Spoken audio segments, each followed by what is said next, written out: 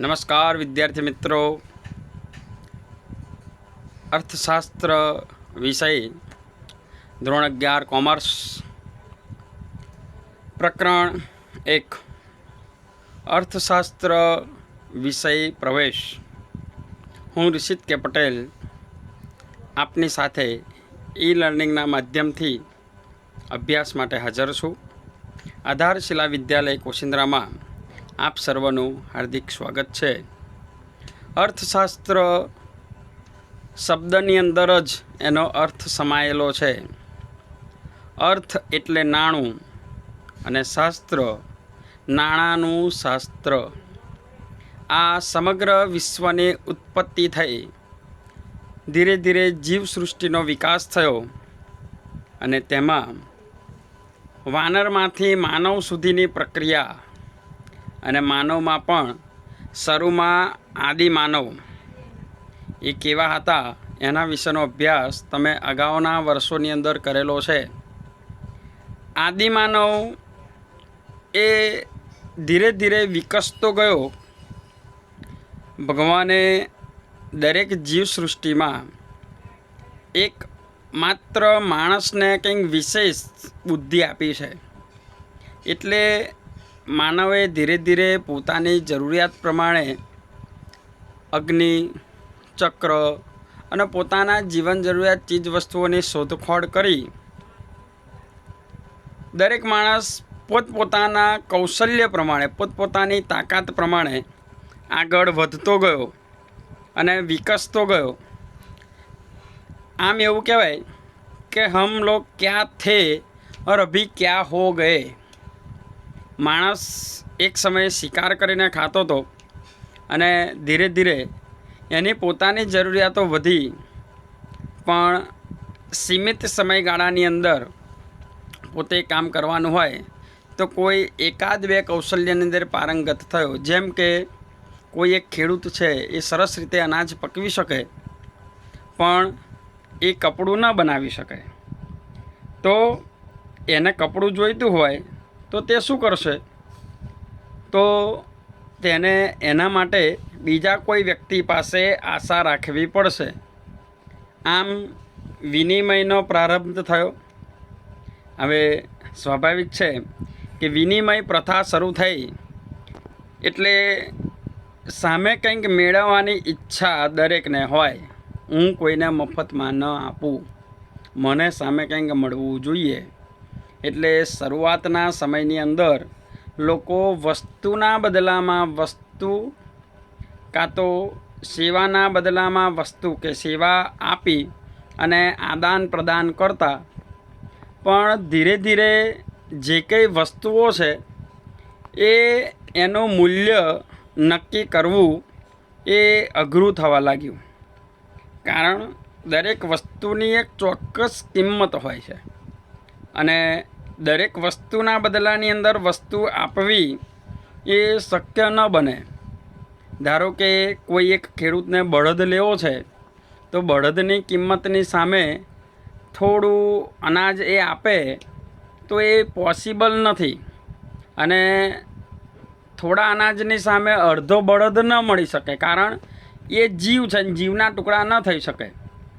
તો એના વચલા માર્ગ તરીકે બુદ્ધિજીવી લોકોએ, જેમને આપણે અર્થશાસ્ત્રી કહી શકીએ, એ લોકોએ એક રસ્તો કાઢ્યો અને વિનિમયના માધ્યમ તરીકે કોઈ કિંમતી ચીજ વસ્તુનો ઉપયોગ કરવો એવું સૂચન કર્યું અને પ્રારંભ થયો નાણાંનો।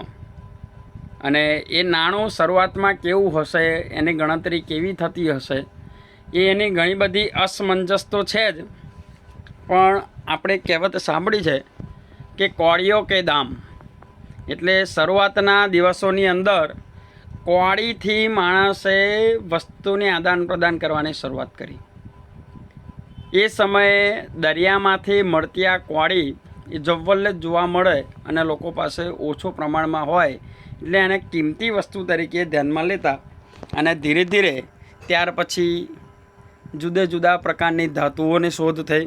એમાં કિંમતી ધાતુ તરીકે સોનું, ચાંદી, રૂપું એનો ઉપયોગ થવા લાગ્યો। ત્યાર પછી ધીરે ધીરે એમાં સમાવેશ થયો ચલણી સિક્કાનો. માણસ એ જરૂરિયાતનું પોટલું છે, સાથે સાથે સ્વાર્થી પણ છે.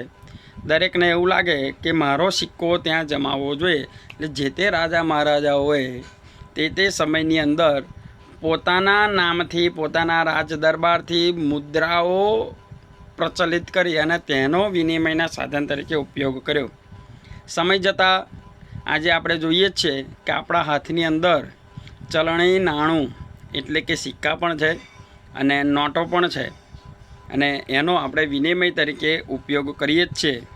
અને આ નાણાંનો જ ઇતિહાસ એટલે અર્થશાસ્ત્ર. નાણું ક્યાંથી આવ્યું, કેવી રીતે આવ્યું, એ વિષય તો બહુ મોટો છે, એની ચર્ચા ફરી ક્યારેક કરીશું.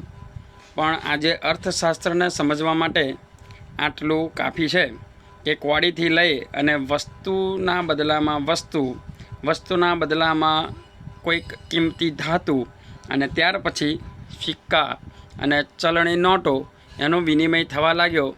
અને એ બાબત આજે આપણે આ અર્થશાસ્ત્ર વિષયની અંદર અભ્યાસ કરવાના જ છીએ. અર્થશાસ્ત્ર વિશે ભારતીય ચિંતન તત્વચિંતકો શું કહે છે એનો થોડોક અભ્યાસ કરીએ. ભારતમાં સભ્યતા અને સંસ્કૃતિનો ઇતિહાસ આશરે 5000 વર્ષથી પણ વધુ વર્ષ જૂનો છે. માટે જ ભારતીય તત્વચિંતનમાં માનવ જીવનના વિવિધ પાસાઓનો અભ્યાસ અને માર્ગદર્શન જોવા મળે છે. ધર્મ, અર્થ, કામ અને મોક્ષ, આ 4 પુરુષાર્થ છે જે આપણા શાસ્ત્રની અંદર સમજાવેલા છે. અને એના માટે એક શ્લોક છે કે ધર્મે ચ અર્થે ચ કામે ચ મોક્ષે ચ, એટલે કે માણસ આ ધરતી ઉપર જન્મ લઈને આવ્યો તો એને કરવાનું શું? તો એને ધર્મનું કામ કરવાનું. અર્થ એટલે કે નાણું કમાવવાનું, પૈસો કમાવવાનો, ધન સંપત્તિ ભેગી કરવાની. કામ એટલે હંમેશા કર્મનિષ્ઠ રહેવાનું, કંઈક ને કંઈક કામ દરેકને કરવું જ પડશે, તો જ માણસના જીવનનો સમય પસાર થશે. અને મોક્ષ એટલે કે આખરે જે શક્તિમાંથી છૂટા પડીને આપણે આવ્યા છીએ એ શક્તિની અંદર ભળી જવાનું. આ 4 પુરુષાર્થ આપણા શાસ્ત્રની અંદર સમજાવ્યા છે અને માણસે આ જ કરવાના હોય છે. માનવ જીવનના આ 4 મુખ્ય ઉદ્દેશ, જેમાંનો અર્થ માટે કરવામાં આવતી પ્રવૃત્તિ એટલે અર્થશાસ્ત્ર સાથે આના લેવા દેવા છે એવું કહેવાય. અર્થ એટલે નાણું. કશુંક મેળવવાની અપેક્ષા સાથે થતી પ્રવૃત્તિ એ અર્થપૂર્ણ પ્રવૃત્તિ છે. જીવન નિર્વાહ અને ભૌતિક સુખની પ્રાપ્તિ માટે અર્થોપાર્જન કરવું, આવક મેળવવી તે માણસનું કર્તવ્ય છે. આશરે 2500 વર્ષ પહેલાં અર્થશાસ્ત્ર નામના પોતાના પુસ્તકમાં કૌટિલ્યએ, કે જેનું બીજું નામ ચાણક્ય છે, તેમણે માનવીની આર્થિક પ્રવૃત્તિ માટેનું ચિંતન રજૂ કર્યું હતું. આ સંદર્ભમાં કૌટિલ્યના મતે મનુષ્યની વૃત્તિ અર્થ છે, મનુષ્યના વસવાટવાળી ભૂમિ અર્થ છે, તેવી પૃથ્વીના લાભ પાલનના ઉપાયો દર્શાવતું શાસ્ત્ર એટલે અર્થશાસ્ત્ર. ભારતીય ચિંતનમાં માનવ કલ્યાણનો સમગ્રતા વિચાર થતો હતો. આર્થિક પ્રવૃત્તિ પણ માત્ર અર્થ કેન્દ્રિત ન રહેતા નૈતિક આધારો સાથે સમગ્ર માનવ કલ્યાણને ધ્યાનમાં રાખીને થાય છે. માટે જ ચાણક્યના અર્થશાસ્ત્રમાં નીતિશાસ્ત્રની પણ અસર છે. વળી ચાણક્યના મોટાભાગના આર્થિક વિચારોમાં જાહેર અને સામૂહિક વર્તનવાળી આર્થિક પ્રવૃત્તિ જ કેન્દ્ર સ્થાને છે. ખાસ તો રાજાશાહી રાજ્ય વ્યવસ્થા અને કૃષિ પ્રધાન અર્થવ્યવસ્થાને ધ્યાનમાં રાખીને આર્થિક બાબતોનું માર્ગદર્શન કૌટિલ્યએ રજૂ કર્યું હતું. આમ સમગ્ર રીતે જોવા જઈએ તો ચાણક્ય નીતિ અહીંયા આગળ તાદૃશ્ય થતી નજરે આવે છે.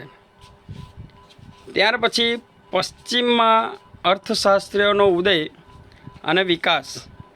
પશ્ચિમના દેશો, આપણે ભારત દેશ પૂર્વના દેશોમાં ગણતરી થાય છે, અને પશ્ચિમના દેશ જેને આપણે વિદેશ કહીએ છીએ, અમેરિકાના દેશો જે કે છે, યુરોપના દેશો જે છે, એ બધા પશ્ચિમના દેશો છે. અને ત્યાં અર્થશાસ્ત્રનો ઉદય કઈ રીતે થયો અને એનો વિકાસ કઈ રીતે થયો, તો ત્યાંના તત્વચિંતકોએ જે વ્યાખ્યાઓ આપી છે એનો પણ અત્રે આપણે અભ્યાસ કરવાનો છે.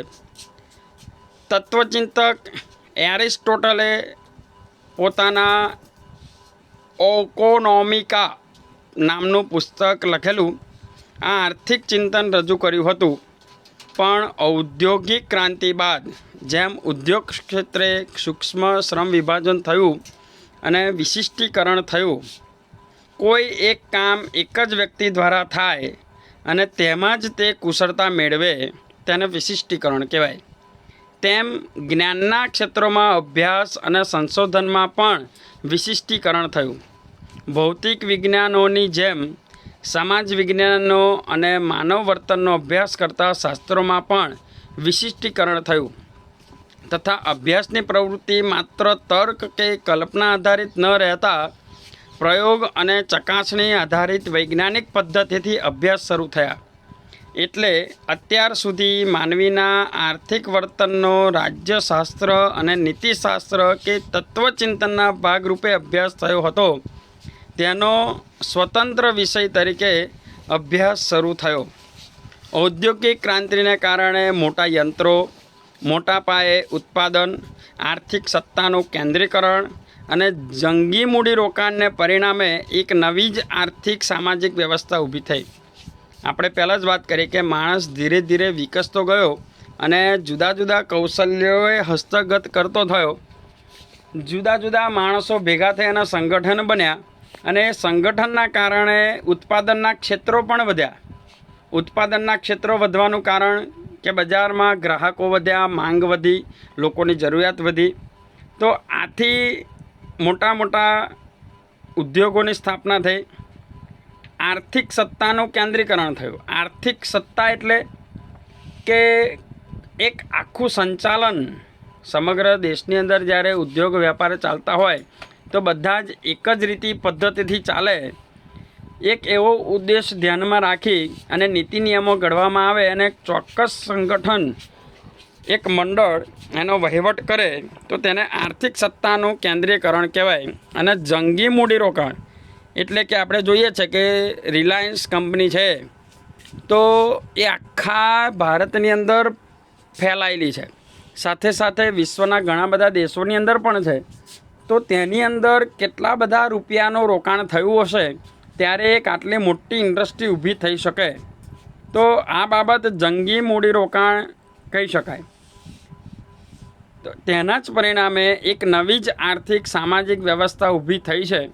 આ સંદર્ભે કોઈપણ દેશની આર્થિક સંપત્તિમાં વધારો થવાના કારણો શું હોઈ શકે?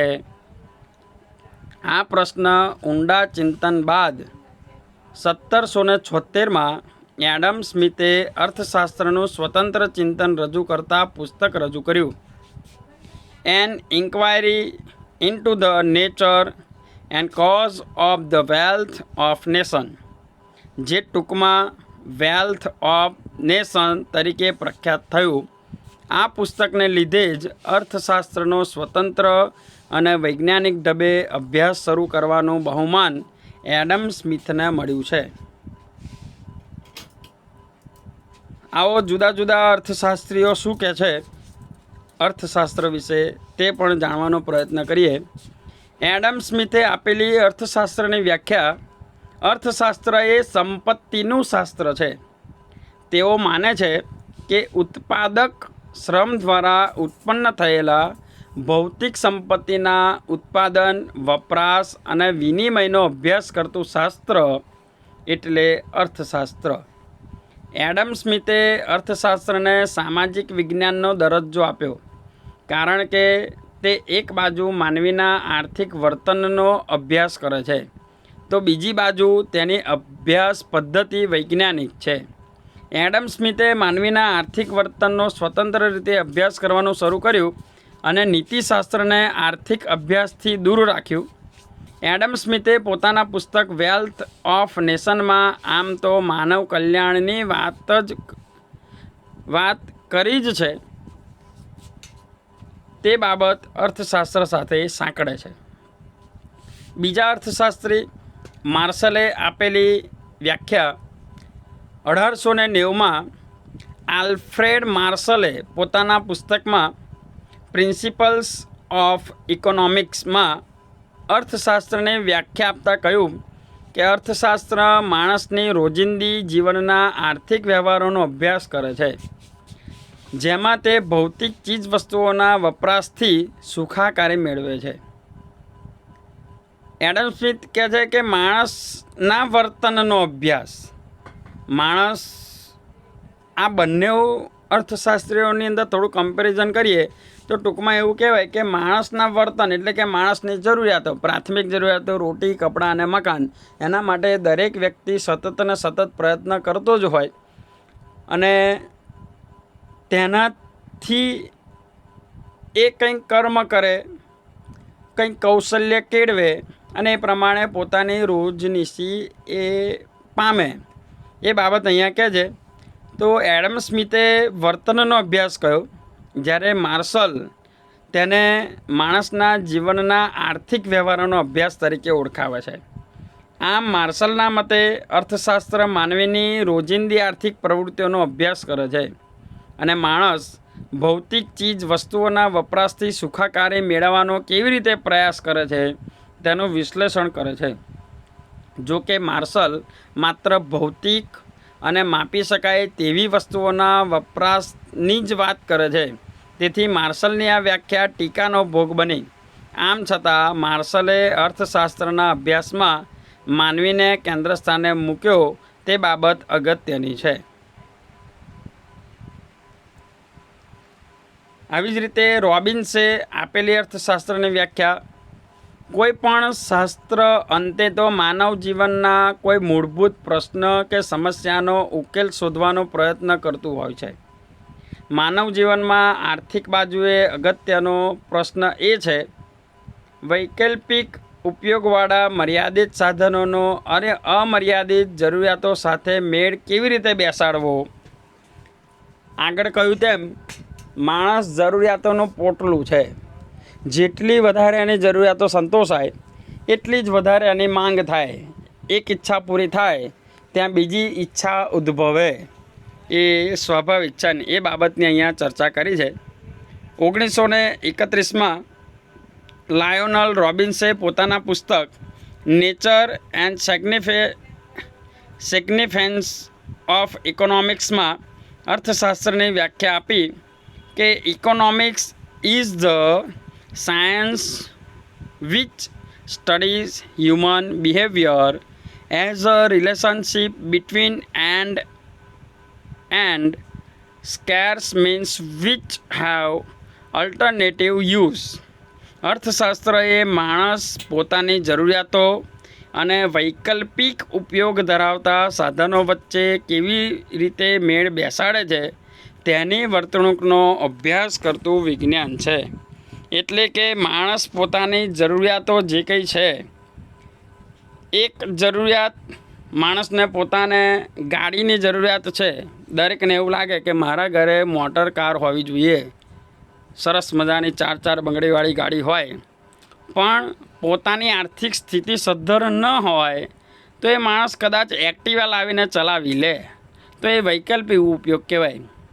કે મારા ઘરે મારી સ્થિતિ સારી નથી તો કોઈ પોતાના ઘરે મીઠાઈ ખાતું જ હોય તો એની આર્થિક સ્થિતિ સદ્ધર છે તો એ ખાઈ શકે, પણ જેના ઘરે દરરોજ કમાઈને ખાવું એવું જ જો હોય તો એ માણસ પોતે જેટલું કમાય છે એની અંદર જ પોતાનું ગુજરાન ચલાવશે. એટલે કે પોતાની જે જરૂરિયાતો છે એને વૈકલ્પિક ઉપયોગ ધરાવતા સાધનો વચ્ચે મેળ બેસાડે છે એવું કહેવાય. અને એનો અભ્યાસ કરતું, એવા વર્તણૂકનો અભ્યાસ કરતું વિજ્ઞાન એટલે અર્થશાસ્ત્ર, એવું સરસ રીતે રોબિન્સે અહીંયા સમજાવ્યું છે. આગળ કહે છે કે અર્થશાસ્ત્રને વાસ્તવલક્ષી વિજ્ઞાન તરીકે રજૂ કર્યું છે. વાસ્તવિકતા, આપણા જીવનની વાસ્તવિકતા કઈ તે બાબત અહીંયા સમજાવી છે. તે માનવીના આર્થિક વર્તનનો અભ્યાસ કરતું શાસ્ત્ર છે. રોબિન્સ માને છે કે અર્થશાસ્ત્ર શું છે તેનો અભ્યાસ કરે છે, શું હોવું જોઈએ તેવી નૈતિક બાબતોનો અભ્યાસ કરતું નથી. આ અર્થમાં તે વાસ્તવલક્ષી શાસ્ત્ર છે, આદર્શવાદી શાસ્ત્ર નથી. એવી જ રીતે સેમ્યુઅલને નામના અર્થશાસ્ત્રીએ એક વ્યાખ્યા આપી કે economics is the study of how society use scarce resource to produce valuable commodities and distribute them among different people. સમાજ કેવી રીતે પોતાના અછતવાળા સાધનો દ્વારા અગત્યની જરૂરિયાતોનું ઉત્પાદન કરે છે અને જુદા જુદા લોકો વહેંચે છે તેનો અર્થશાસ્ત્ર અભ્યાસ કરે છે. 1947માં એટલે કે એમણે આ બાબત જણાવી હતી. એટલે સેમ્યુઅલસન નામની પસંદગીઓ અને વહેંચણીના મુદ્દાને અર્થશાસ્ત્રના અભ્યાસ ક્ષેત્રમાં મહત્ત્વનું સ્થાન આપે છે.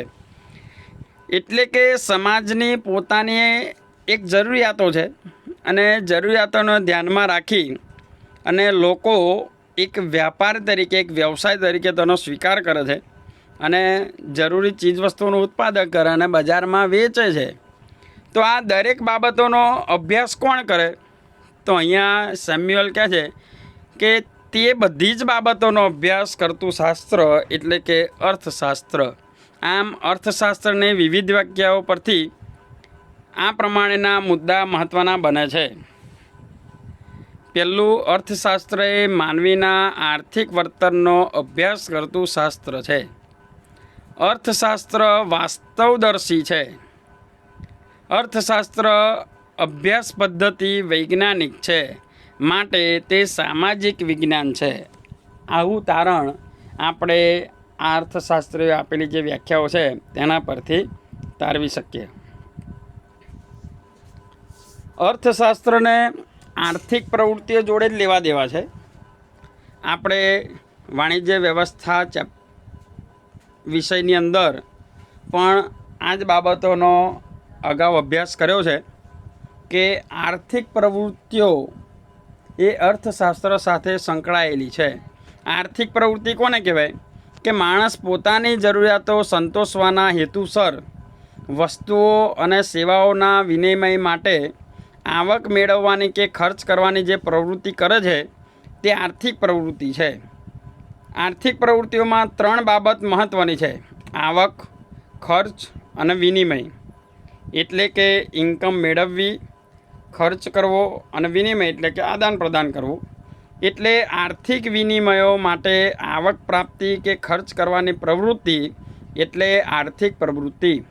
ટૂંકમાં જરૂરિયાતોના સંતોષ માટે વસ્તુઓ કે સેવાઓ મેળવવા, આવક પ્રાપ્ત કરવી કે ખર્ચ કરવાની પ્રવૃત્તિ એટલે આર્થિક પ્રવૃત્તિ. એટલે કે આ વાણિજ્ય વ્યવસ્થામાં આપણે જાણ્યું કે નફો મેળવવાના ઉદ્દેશથી કરવામાં આવેલી પ્રવૃત્તિ, જેમાં આવક મેળવવાનો ઉદ્દેશ છુપાયેલો છે. બજારમાંથી જે ભાવે વસ્તુ ખરીદી હોય એના કરતાં વધુ કિંમત લઈ અને વસ્તુનું વેચાણ કરવું અને જે વધારાની રકમ મળે એને આપણે નફો કહીએ છીએ અને આવક કહીએ છીએ.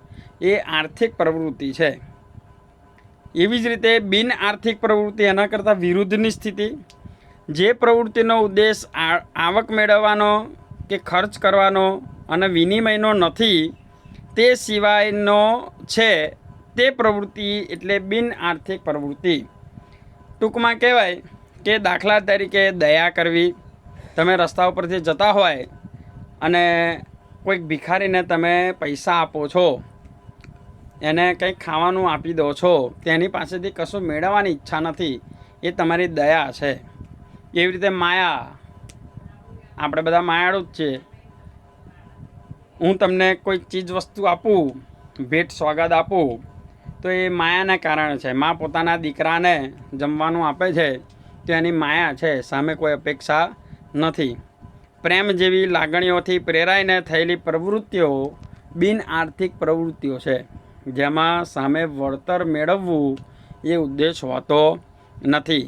જે પ્રવૃત્તિઓમાં માત્ર આવક કે માત્ર ખર્ચ હોય અને વિનિમય ન હોય તે પ્રવૃત્તિ એટલે બિન આર્થિક છે. દાખલા તરીકે દાન આપવાની પ્રવૃત્તિ, એમાં સામેવાળાને આવક મળે છે અને એક ખર્ચ કરે છે, એટલે કે દાન આપે છે, પણ એનો ઉદ્દેશ આવક મેળવવાનો નથી, નફો કમાવાનો નથી, વિનિમય એટલે આદાન પ્રદાન કરવાનો નથી. અહીં ખર્ચ થાય છે પણ સામે પ્રત્યક્ષ રીતે કશું મળતું નથી.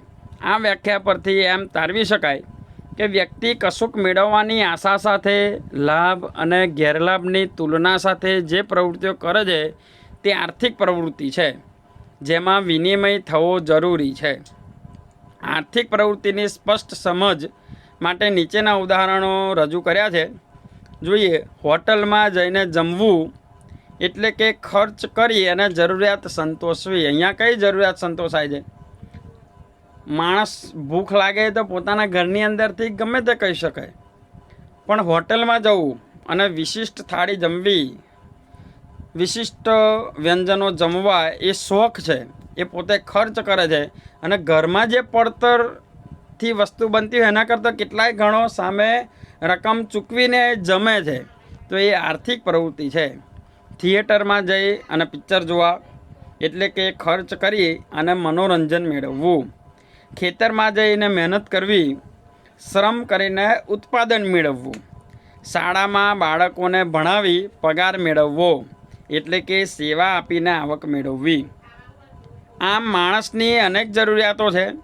આ જરૂરિયાતો પૂરી કરવા માટે જે વસ્તુઓ કે સેવાઓની જરૂર પડે છે તે મેળવવા માટે કાં તો વસ્તુ કે સેવા આપવી પડે છે અથવા નાણાં આપવા પડે, અને આ બદલામાં આપવાની વસ્તુ, સેવા, નાણાં મેળવવા માટે આપણી પાસે જે વસ્તુ, સેવા, શ્રમ છે તે આપવા પડે છે. દાખલા તરીકે ખેડૂતને મોટરસાઇકલની જરૂરિયાત છે. મોટરસાઇકલ મેળવવા માટે નાણાંની જરૂર પડે, માટે ખેડૂત ખેતરમાં મહેનત કરી શ્રમ દ્વારા અનાજ ઉગાડે છે, અનાજ વેચીને નાણાં મેળવે છે અને આ નાણાં દ્વારા મોટરસાઇકલ મેળવે છે. આવું જ અભિનેતા, શિક્ષક, વકીલ, મૂડીપતિ બધા જ કરે છે. અને આ કશુંક મેળવવા માટે આવક પ્રાપ્ત કરવાની કે ખર્ચ કરવાની પ્રવૃત્તિ એ આર્થિક પ્રવૃત્તિ છે. વિદ્યાર્થી મિત્રો, તમે શિક્ષણ મેળવો છો તે પણ આર્થિક પ્રવૃત્તિ છે, કારણ તમે શિક્ષણ દ્વારા ડિગ્રી દ્વારા નોકરી દ્વારા પગાર અને પગાર દ્વારા જરૂરિયાતો સંતોષવા માગો છો. એ જ બાબતનો અહીંયા અભ્યાસ કરેલો છે. તો આ બધી જ આર્થિક પ્રવૃત્તિઓ કઈ કઈ છે? તો આપણે બાજુના ચિત્રમાં જોઈ શકીએ છીએ કે આપણા સહાયકો, આ દરેક વ્યક્તિને તમે ઓળખો છો. તો એ કામ શા માટે કરે છે? તો એ પોતાની અંદર રહેલી તાકાત, કૌશલ્ય, શક્તિથી પોતે કાર્ય કરે છે, સેવાઓ આપે છે, કંઈક ઉત્પાદન કરે છે અને એનું બજારમાં વેચાણ કરે છે. કોઈક પોતે સેવા આપે છે અને એના બદલામાં એ વળતર મેળવે છે, અને એ મળેલા વળતરરૂપી પૈસાથી પોતાના જીવનની જરૂરિયાતો સંતોષે છે. અહીંયા ટૂંકમાં કહેવાય કે વસ્તુના બદલામાં વસ્તુ, નાણાં કે સેવા મેળવવાનો ઉદ્દેશથી કરવામાં આવતી પ્રવૃત્તિ એ આર્થિક પ્રવૃત્તિ છે. એવી જ રીતે ટૂંકમાં કહેવું હોય કે નફો મેળવવાની કે આવક મેળવવાના ઉદ્દેશથી થતી પ્રવૃત્તિ આર્થિક પ્રવૃત્તિ છે. સામે બિન આર્થિક પ્રવૃત્તિ, ટૂંકમાં કહેવું હોય કે કોઈપણ જાતના નાણાકીય વળતરની અપેક્ષા રાખ્યા વગર કે નહિવત નફાના ઉદ્દેશથી કરવામાં આવતી પ્રવૃત્તિ બિન આર્થિક પ્રવૃત્તિ છે. નીચેના ચિત્રમાં તમે જોઈ શકો છો કે જે લોકો કાર્ય કરી રહ્યા છે એ દરેક ઉદાહરણ બિન આર્થિક પ્રવૃત્તિના છે. કોઈકની સેવા કરવી, કોઈકને દાન આપવું, વૃક્ષ વાવવું, પર્યાવરણનું જતન કરવું, કોઈકને મદદ કરવી. તો આ બધી જ પ્રવૃત્તિઓ જેમાં વળતરની અપેક્ષા વગર જો કાર્ય થતું હોય તો તે બિન આર્થિક પ્રવૃત્તિ છે. આર્થિક પ્રવૃત્તિ અને બિન આર્થિક પ્રવૃત્તિનો તફાવત, ટૂંકમાં એનો હેતુ, આર્થિક પ્રવૃત્તિ એ આર્થિક લાભ મેળવવાનો હેતુ હોય છે, જ્યારે બિન આર્થિક પ્રવૃત્તિ એ સમાજ સેવા, માનવ સેવા, દેશ સેવાનો હેતુ હોય છે. અપેક્ષા એટલે કે આર્થિક પ્રવૃત્તિમાં નફો, પગાર, ફી અને મહત્તમ સંપત્તિ મેળવવાની અપેક્ષા રહેલી છે. જ્યારે બિન આર્થિક પ્રવૃત્તિ દેશ સેવા કરવી, સમાજ સેવાની અપેક્ષા હોય છે. એના પ્રકારો જોઈએ તો આર્થિક પ્રવૃત્તિમાં ધંધો, વ્યવસાય અને રોજગાર, આ એના 3 પ્રકારો છે. તમે કોઈ ધંધો કરો, કોઈ વ્યવસાય કરો અથવા તો કોઈ નોકરી ધંધા દ્વારા રોજગાર મેળવો, આ એના પ્રકાર છે. જ્યારે બિન આર્થિક પ્રવૃત્તિનો કોઈ ચોક્કસ પ્રકાર નથી. જોખમ અને અનિશ્ચિતતા. આર્થિક પ્રવૃત્તિઓમાં જોખમ અને અનિશ્ચિતતા રહેલી છે. આર્થિક પ્રવૃત્તિ કરવા માટે પહેલાં રોકાણ કરવું પડે. એ રોકાણ નાણાકીય હોય કે તમારા શ્રમનું હોય અને ત્યાર પછી તમને આવક મળે. ઘણી વખત એવું બને કે આપણે જે કંઈ રોકાણ કર્યું છે એની સામે આપણને વળતર ન પણ મળે ને આપણે ખોટ પણ ખાવી પડે. અને શ્રમ એટલે કે આપણે નોકરી કરીએ જ છીએ તો કદાચ ઘણી વખત એવું બને કે પગાર ન પણ મળે. ડૉક્ટર જે છે એ સેવા આપે જ છે, પણ જો ડૉક્ટરની પાસે કોઈ પેશન્ટ જ ના આવે તો શું થાય? ત્યાં બધી અનિશ્ચિતતાઓ છે. જ્યારે બિન આર્થિક પ્રવૃત્તિમાં કોઈપણ પ્રકારનું જોખમ અને અનિશ્ચિતતા રહેલા નથી. આર્થિક પ્રવૃત્તિ અને બિન આર્થિક પ્રવૃત્તિનું એક સચોટ ઉદાહરણ આપવું હોય તો એ જ આપી શકાય કે વેચવું એટલે આર્થિક પ્રવૃત્તિ. વેચવું એટલે વેચીને સામે કંઈક મેળવવું. એ નાણાં હોય, ચીજવસ્તુ હોય, ગમે તે હોય. જ્યારે બિન આર્થિક પ્રવૃત્તિમાં વહેંચવું, વહેંચી દેવું, જેમાં સામે કંઈ પણ મેળવવાનો ઉદ્દેશ હોતો નથી. એટલે ટૂંકમાં આપણે યાદ રાખીએ કે વેચવું એ આપણે પછી આપણી સેવા વેચતા હોઈએ કે કોઈ ચીજ વસ્તુ વેચતા હોઈએ એ આર્થિક પ્રવૃત્તિ છે. જ્યારે વહેંચી દેવું, કોઈકને આપી દેવું, સામે કંઈ પણ આશા ન રાખવી, એ બિન આર્થિક પ્રવૃત્તિ છે. તો વિદ્યાર્થી મિત્રો, આપણે આટલો અભ્યાસ કર્યો. આપણા પુસ્તકની અંદર અર્થશાસ્ત્રની વ્યાખ્યાઓ સરસ રીતે સમજાવેલી છે. તેને વારંવાર વાંચીશું, સમજવાનો પ્રયત્ન કરીશું તો ચોક્કસથી આપણને સરસ સમજણ મળશે જ, સમજણ પડશે જ. અને આપણે એસાઇનમેન્ટ પણ લખીશું તો મજા આવશે. આવજો, ફરી મળીશું.